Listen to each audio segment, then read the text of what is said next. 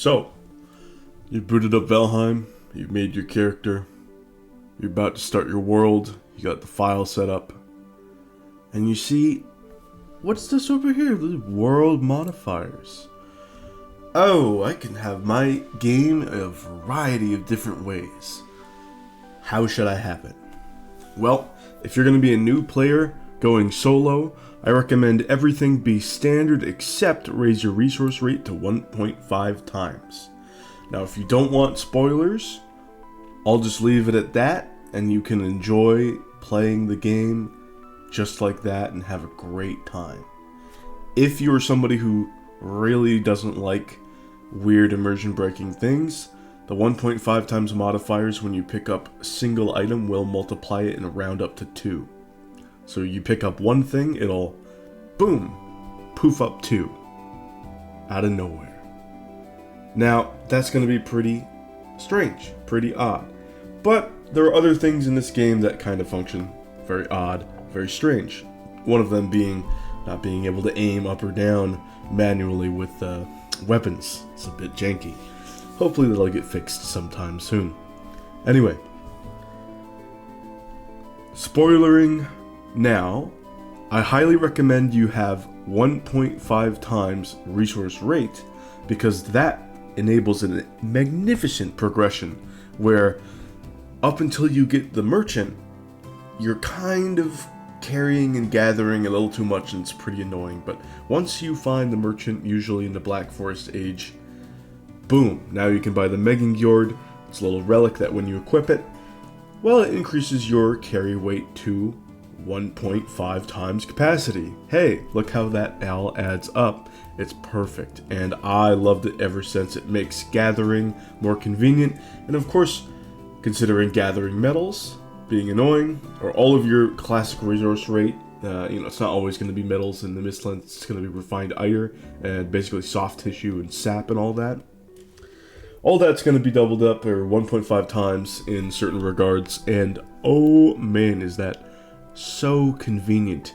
I especially recommend it for new players because my biggest mistake as a new player in regards to the weapons was not testing them. I didn't test this and that and the other thing, and I didn't do that because I felt, it's cost, the grind is wearing down on me. Not so with the 1.5 times material rate.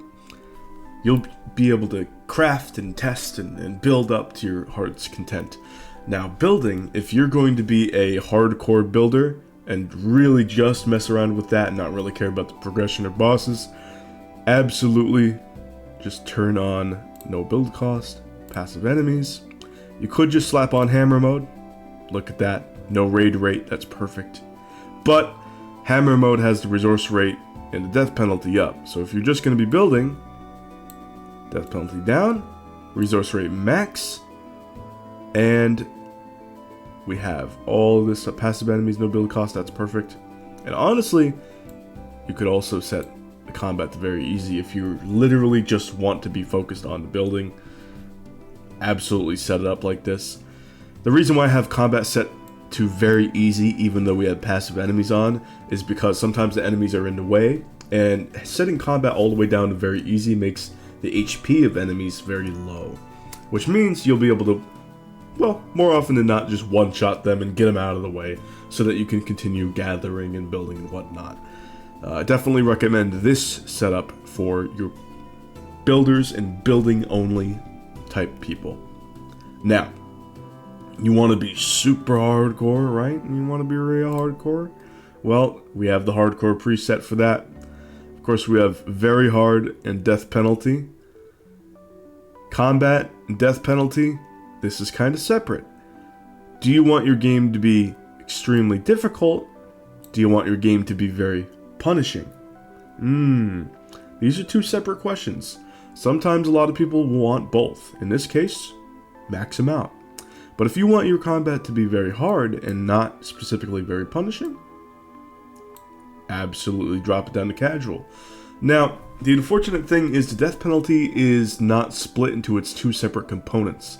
You still have the dropped gear and skill reduction together, and I wish they split them up. However, Another bit of pain is that your skill reduced at the casual difficulty, the lowest setting possible, is still not 0. You still reduce a little bit upon death. Yes.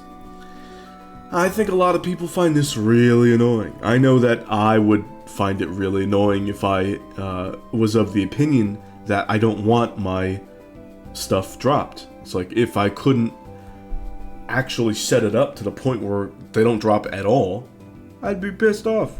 It's like, what are we doing here, you know? But that's the way it is. This is going to be your best setting if you want combat to be hard, but the punishment level to be not that much. Now, I don't know if anybody would want the alternative, right? This would be interesting. I can't imagine anybody... There's got to be some people who want a game like this, but I don't know. I doubt it. I kind of doubt it. Immersive mode is very interesting, because there's no portals and no map. Now that's interesting because if you have no portals, you really want to explore, make good map markers, but you don't have the map in this situation. So you have to build up your markers. You have to be able to figure out what's a good thing to put out in front of you as sort of pseudo compass, ways to mark where you are, because the Valheim world is huge and you're going to want to come back to spawn. And if you think that sounds really annoying to you, then maybe immersive mode isn't the way to go, even though you think you might be interested in an immersive experience. Valheim already, when you're first getting into it, let me tell you, very, very immersive. It sucks you in. Me and many others, when this thing first dropped to early access launch, almost 3 years ago now, man, the play sessions were easily 12 hours. Easily. I didn't even try. It was just sucks you right in. So, if you're looking for that type of experience, but you think that sort of no map, no portals would be kind of tedious and kind of annoying, it kind of is, by the way, then just play your normal mode, totally normal, with the map. It'll be fine, I promise you. But if you're trying to suffer and you know that you've played Valheim once before and you really want to test out your skill, then give it a shot. Give it a shot. I do know that some people who have attempted this have just not been interested in the tedium of it and stopped playing midway through. So, if you really think it might bother you, don't go for it. Now, Portals is interesting because we have a very interesting set of stuff here. Some people are going to want to just portal everything. You can portal everything. And this gets rid of all of the sailing back and forth that you might do. Now, me personally, I wish there was a setting that said sail once, or something of that nature, where if you charted the route one time and you sailed back with that metal and smelted it and got the ingots that way, then all of a sudden you could portal everything.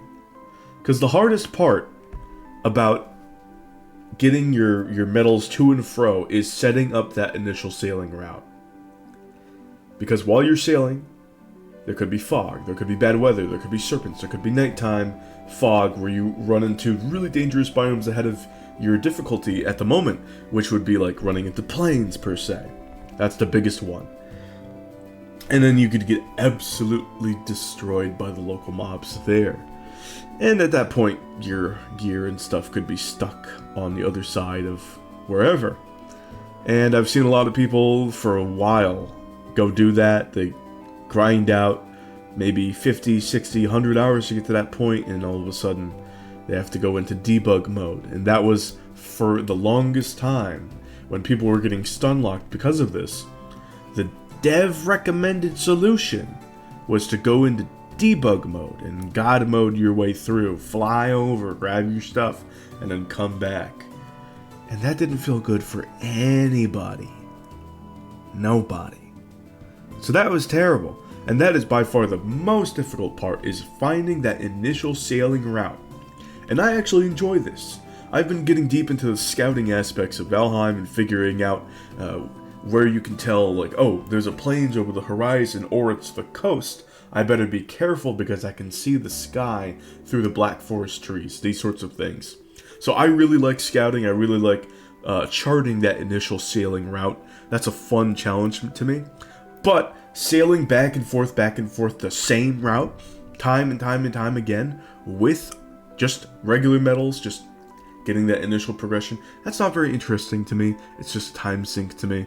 There's a lot of stuff in the ocean that isn't really fleshed out at the moment, and you can pretty much do anything interesting on a single experience up until you get to the point where you can actually start dragging serpents to shore. And even then, you're going to go out on your own and hunt for them once you get to that point. Totally different from that initial experience. The challenge disappears, especially as an experienced player. I'm not worried about serpents in the Black Forest Age anymore. I'm fine. I have the levels, I have my fine wood bow. So it's just tedium to me. I wish they had that mode. So what you could do as a gamer is choose to say, okay, I'm gonna go Portals normal until I get that one sailing route charted and that metal smelted for the first time.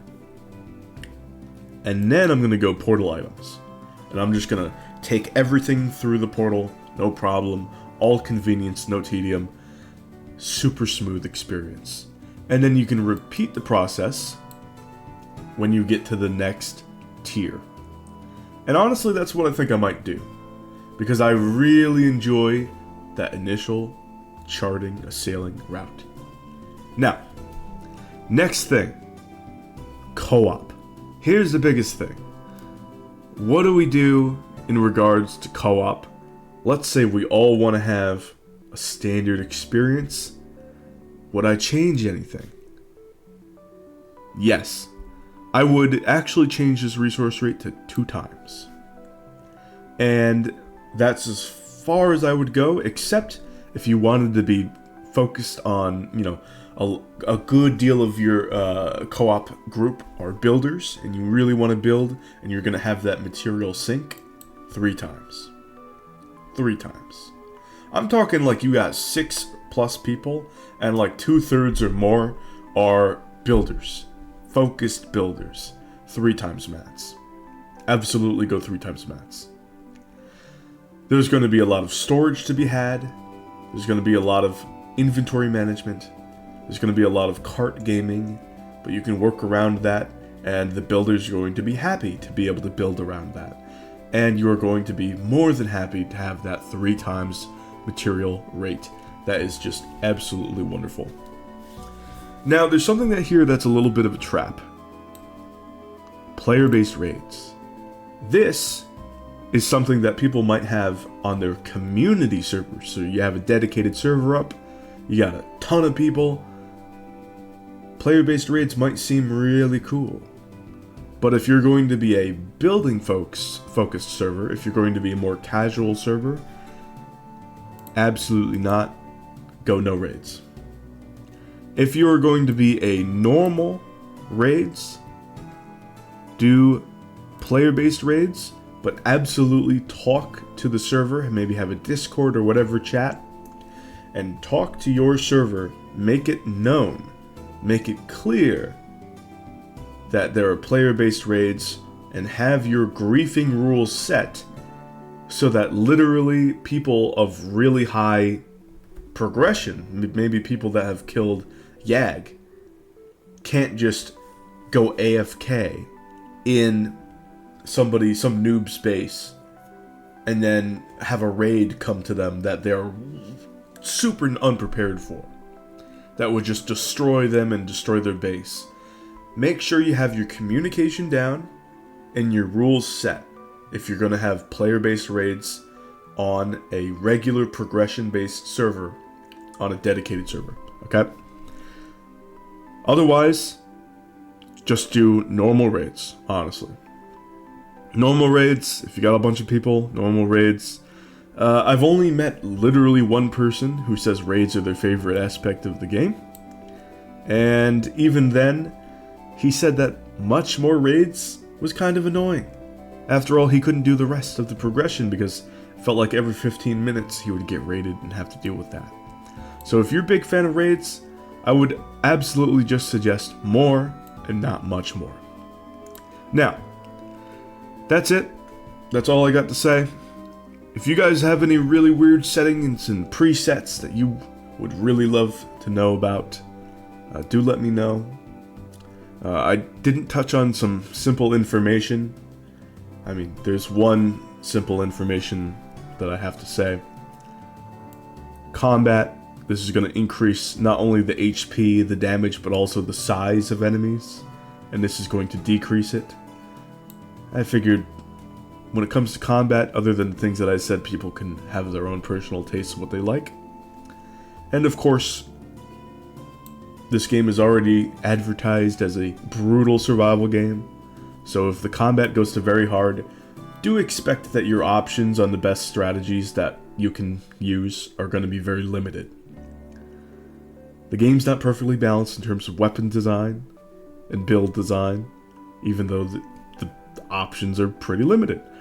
They're going to be even more limited once you put this already hard game to very hard. Once you keep that in mind, then you can make your informed decision. I like the game pretty balanced. I might go all the way up to hard, but I wouldn't go up to very hard, because then my options would be very limited. And maybe I'll go low punishment, because I don't really care about big punishments, you know? That's just not my style. But that's just me. And my recommendation for every solo player, even going into new biomes like Ashlands, is going to be normal, normal, normal, 1.5 times resource rate. Always, always, always. Because of that beautiful Megangjord. Alright, thank you so much for watching. I've talked enough, and I'll see you guys some other time. Bye!